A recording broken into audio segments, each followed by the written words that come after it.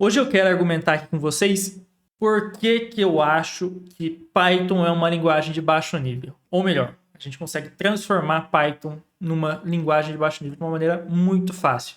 E é isso que viabiliza a gente conseguir rodar vários programas, várias simulações que precisam de baixo nível em Python. Por exemplo, se você for pegar muita coisa de IA, muita coisa de treinamento, é feita em Python, que é uma linguagem que dizem por aí, né, que é de alto nível, mas na verdade o negócio roda com o mesmo desempenho, muito semelhante de C++. Então tem algum angu aí nessa história. Nesse vídeo eu vou mostrar para vocês como que a gente faz isso.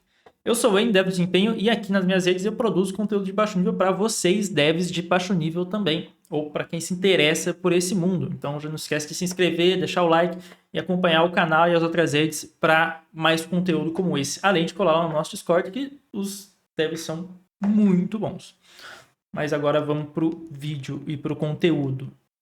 E para provar o meu ponto de uma vez por todas, eu irei por partes. Então, primeiro vamos entender o que a gente entende por baixo nível, né? Vamos puxar a minha lousa, o meu tablet. O que eu quero dizer nesse caso quando eu estou falando de baixo nível? Quando estou falando de baixo nível, aqui nesse caso específico, eu quero dizer proximidade da máquina, ou controle do que a máquina faz. Então, por exemplo, nesse argumento, baixo nível seria C. C é baixo nível, tá? Enfim, não vou entrar nesse ponto de C não ser baixo nível, mas aqui eu estou dizendo proximidade da máquina e C sendo baixo nível. Então, começamos por aí.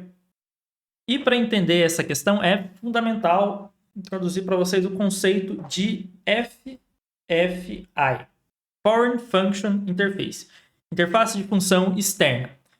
O que é isso? Isso daqui você pode pensar como se fosse uma API, só que a nível binário. Só que ela é binária. Na verdade, ela é uma ABI, né? ABI é Application Binary Interface. O que é o FFI? Ela é uma API binária para você conseguir fazer chamadas de funções em um sistema. Então, vamos supor que um programa X precisa conversar com um programa Y no Linux ou no Windows, enfim. Eles têm as suas funções, precisam fazer essas chamadas. A FFI do sistema operacional, a ABI do sistema operacional, vai definir como que essas funções têm que ser estruturadas lá no programa e como que elas podem ser chamadas, como que elas vão retornar valores, enfim. Tudo isso vai estar definido aqui na ABI. E o Foreign Function Interface é você fazer essa chamada efetivamente, né? Então, você expor as suas funções para outros programas poderem chamar as suas funções. Então, aqui você basicamente expõe os seus métodos. Em geral, você vai expor os seus métodos. Como a gente está falando de ABI de C, a gente geralmente não expõe tipo nesse caso. Então, por exemplo, uma struct ou tamanho de dados geralmente não é exposto nesse caso, pela FFI, né? Por exemplo, quais argumentos que uma função recebe, o que uma função retorna. Isso daí não está na FFI, tá? Você tem que pegar de uma outra maneira. E deixa eu mostrar aqui para vocês um exemplo de um programa que eu estou fazendo para a nossa série de membros, de como que a gente consegue ver, né, essa exposição das funções. Então, a gente tem aqui o ZigZagOS, que é uma implementação de um sistema operacional, baseado no sistema operacional do Mazieiro, e ele expõe, né, as funções externas por meio de uma lib. Então, todas essas funções, aqui, ó, o export, ele vai pegar e expor essas funções externamente, por meio aqui da lib.a. .a é uma biblioteca estática, mas geralmente a gente usa daí uma biblioteca dinâmica, um .so, um .dll, se a gente quiser fazer essa conversação. Mas a lógica é a mesma. Aqui, ó, eu uso esse comando aqui, o nm, e pego todas as funções que tem teste aqui escrito. Dá para ver aqui o test init, essa função está exposta aqui, ó. O tesão aqui quer dizer que é um negócio global. Task switch, task sleep, todas as funções daqui, dá para ver que elas estão expostas na nossa lib e elas vão poder ser chamadas externamente, nesse caso não porque é um .a, né, mas se caso fosse um .so, poderiam ser chamadas externamente. Na verdade, dá para chamar .a, dá para chamar .a sim. Esquece que eu falei. Mas um detalhe que é importante ressaltar, por exemplo, os argumentos da chamada e tipo de retorno, esse tipo de coisa eu não tenho na minha FFI, não tenho no meu .so, eu tenho que pegar a partir de um header. Então, por isso que, às vezes, quando você está instalando alguma coisa do Linux, fala assim, missing headers para tal coisa. É porque é isso, porque ele não sabe as anotações dos tipos e só com a biblioteca dinâmica ele não consegue saber. Então, voltando aqui, né, para a nossa lousa. O que acontece? A gente tem o SFFI, que é a maneira de comunicação entre programas. E, em geral, acho que quase todas, ou se não todas as linguagens de alto nível, vão ter uma maneira de se comunicar por FFI. Então, eu vou conseguir, por exemplo, fazer uma chamada para um método, para uma biblioteca ali. Eu quero chamar tal método. Eu consigo chamar por meio utilizando, né, as convenções do FFI e linkando com a biblioteca dinâmica. Mas então, você pode argumentar, né, se toda linguagem pode fazer isso, então toda linguagem é de baixo nível. Ou é isso que você está argumentando? Não, não é isso. Tá? Eu quero mostrar uma ferramenta muito especial de Python, especificamente de Python, que Python tem, que basicamente deixa muito fácil você fazer esse tipo de coisa e fazer essas integrações, que é o famoso Cython. Não confundir com CPython, que é o runtime de Python, né? Enfim, nomenclatura de Python é um negócio que dá para fazer um vídeo só disso, porque tem Python, Cython, CPython e todos são diferentes, enfim. Mas deixa eu explicar agora o que é o tal do Cython. O Cython, ele é um compilador para código de Python. Então você consegue escrever código de Python normalmente e ele vai compilar esse código para você, para uma biblioteca. E você também pode escrever código em C com ele. Aqui, ó, você consegue escrever código de Python que chama de C e chama Python também, né? Ou chama de C para Python, tranquilamente. Você consegue transformar código de Python em C só adicionando alguns type notations aqui, ó. Adicionando static type locations e usando sintaxe do Python mesmo. Um arquivo que é só Python, ele pode ser... você consegue compilar ele com o Cython também. Você não precisa mexer em nada no seu arquivo do Python e você consegue compilar ele com o tal do Cython. E aqui na documentação deles, a gente tem um exemplo básico aqui, né, de uma função integradora, em que você pode ver que a sintaxe ela é muito parecida com a do próprio Python, só que adiciona que você agora tem tipos, né, para as variáveis, e você consegue fazer chamadas de funções. É como se você estivesse programando em C, efetivamente. E você pode fazer isso, inclusive, em Python puro. Aqui você tem a sintaxe do Cython e você tem a sintaxe do Cython do Python puro. E que, quando você rodar o processo de compilação, né, vão gerar o mesmo código. E a mágica que o Cython consegue fazer é deixar essas chamadas integradoras de uma maneira muito rápida. Tá? Fica, enfim, como se fosse uma chamada em C diretamente.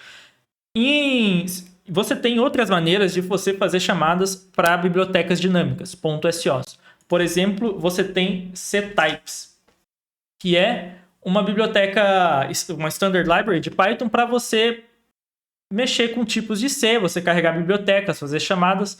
Só que o que acontece? Ele ainda tem um overhead de chamada de Python em cima, ele não faz conversões de tipo automaticamente. Basicamente não tem toda a ergonomia que Cython traz. E, enfim, o desempenho, principalmente quando você precisa fazer muita troca de contexto, muito saída de uma linguagem, ida para outra, saída de uma linguagem para outra, o Cython é a escolha padrão para se fazer. E essa questão de troca de contexto, inclusive, é o que costuma ser o que o pessoal reclama quando você está tratando de duas linguagens diferentes, ou, enfim, uma linguagem ir para C. Posso estar enganado agora, mas eu lembro que ano passado, quando eu vi o bind de Rust para Python, o que o pessoal reclamava ainda era que o desempenho dessa troca de contexto não era tão bom quanto num C da vida. Então era um custo meio alto associado, se comparado a outras alternativas, vamos colocar dessa maneira. Pô, mas esse tal de Cython aí, será que é isso mesmo? Será que promete tudo que entrega? Será? Deixa eu mostrar para vocês, então, uma das bibliotecas mais famosas do mundo, bibliotecas mais utilizadas, que todo mundo que já trabalhou com Python, qualquer coisa numérica já usou, que é o NumPy. Se você pegar o NumPy, você vai ver muito arquivo, que é assim, ó, .pxd, que é a extensão do Cython. E se você ver aqui, ó, cdf extern, tananã, cdf extern, tananã, que são justamente definições em C. Não só definições, como também funções. Nesse caso aqui, né, a gente vai ter, por exemplo, algumas funções aqui, ó, getDateTime. Mas se você pegar o core do NumPy, você vai ver que boa parte das classes, dos métodos, são .sos aqui, ó, na verdade, ó, multi-array test, multi-array umath. Então, ele vai basicamente pegar dessa biblioteca dinâmica e executar as chamadas, né? Ó, vão ter essas funções lá dentro. E se a gente pegar aqui, ó, copiar o caminho, e se a gente der um nm nisso daqui, a gente vai ver, ó, grep, e pegar só as funções globais, a gente vai ver aqui algumas chamadas, ó, NumPy lshift-h, rshift-h, divmod, reminder, floor divide. A gente vai ter várias funções. Por exemplo, vamos ver se a gente acha esse from the lpack aqui. Aqui, ó, a gente tem essa função from the lpack. E tudo isso o Python resolve pra gente e arruma pra gente. A gente consegue fazer essa chamada direto para C praticamente nativamente. Isso também porque o CPython, né, que é o principal interpretador, é escrito em C, e eu imagino que isso facilite um pouco essas chamadas. Mas é claro que esse tipo de coisa não vem de graça, né? A gente que está acostumado a trabalhar com Python, a gente simplesmente roda o programa e, enfim, a gente só roda ele, é tudo runtime, não precisa compilar, não precisa saber nada, né? Para quem já trabalhou com C ou C++, sabe que a gente precisa rodar o GCC, precisa compilar, aí rodar, aí às vezes tem um link e tal. Em Python, em geral, a gente não se preocupa em nada disso. Só que quando você começa a utilizar o Cython, você tem, né? Ou você tem que fazer isso daí. Então, a gente adiciona um passo, que é o passo de compilação. Então, agora o nosso programa passa a necessitar de ser compilado, gerar bibliotecas, enfim, fazer os links necessários, adicionar os includes que precisa. E depois desse passo é que a gente consegue gerar quer dizer, nesse passo que vai gerar a nossa biblioteca dinâmica, e essa biblioteca dinâmica é que vai ser utilizada para rodar o nosso programa. E para quem trabalha com C, né, sabe que, em geral, esse passo de compilação às vezes costuma ser bem chato, só que Cython também ajuda bastante a gente nesse quesito. A gente basicamente usa o Cythonize, que é uma ferramenta para você compilar o código de Cython. É basicamente isso. Não é nada absurdo. Você adiciona ali no teu setup para fazer essa compilação e tá feito. É basicamente isso, tá feito. Então, Cython até nessas horas ajuda a gente, né? Não precisar de todas as complexidades do Makefile e, enfim, desse mundo de build de C. E se você quer saber, se trabalha com Python, ou quer saber como que a gente faz isso aqui, mostrar no projeto real como que a gente faz para compilar, comenta aí, deixa aí, eu estou pensando em fazer um vídeo só sobre isso. E essa é uma coisa que eu estou usando na minha empresa para fazer a ponte entre Zig e Python. E essa outra coisa importante também. Esse meio de comunicação aqui, né? Essa questão da FFI, ela permite não só a gente integrar C com Python, mas permite integrar qualquer linguagem, né, que tenha a FFI. Você consiga expor a chamada dela, né, no padrão de ABI que a plataforma está esperando. A gente consegue expor isso para Python. Então você consegue, sei lá, se você conseguir compilar um programa em Go é compilado, enfim, não sei. Mas se você conseguir expor 1.so de Go, 1.so de JavaScript, 1.so de Rust, 1.so de Fortran, de qualquer coisa, você consegue integrar isso com Python.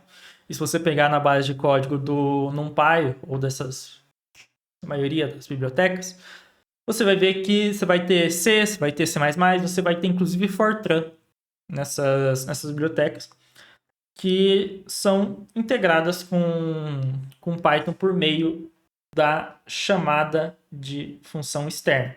Mas é muito mais fácil se a gente conseguir só fazer com o Cython, porque o Cython ele já entrega praticamente todos os benefícios com um custo muito baixo associado. Não preciso adicionar um build system ali de C++, de C, de Fortran, e eu consigo acessar, ter o mesmo desempenho de baixo nível de Python. Inclusive, eu recomendo, eu vou deixar os links nos comentários, mas tem aqui na direita, minha câmera está em cima, mas é bem legal de ver aqui ó, o que os usuários têm a dizer sobre o Cython, em que a gente vê que realmente o desempenho o overhead é praticamente zero. Tá? O overhead é praticamente zero e o custo de aquisição é muito baixo, porque você tem uma sintaxe muito parecida com a do Python e você consegue passar para C. Você consegue definir chamadas em Python, você consegue definir chamadas em C, você consegue intercambiar entre elas, fazer isso de uma maneira muito tranquila. Essa é a minha defesa do porquê, para mim, Python é uma linguagem de baixo nível, ou no mínimo você pode transformar ela numa linguagem de baixo nível de uma maneira muito fácil. E para ela ser tão rápida quanto o Hamilton no Brasil em 2021. Que saudades de 2021, apesar da roubalheira que foi aquele final de temporada, né? Então, é isso. Não esqueça de deixar o like, de se inscrever no canal, colar na nossa comunidade no Discord. Seguir lá no Instagram também, acompanhar o Chiquinho. Lives todas as terças e quintas. E valeu. Tchau, obrigado.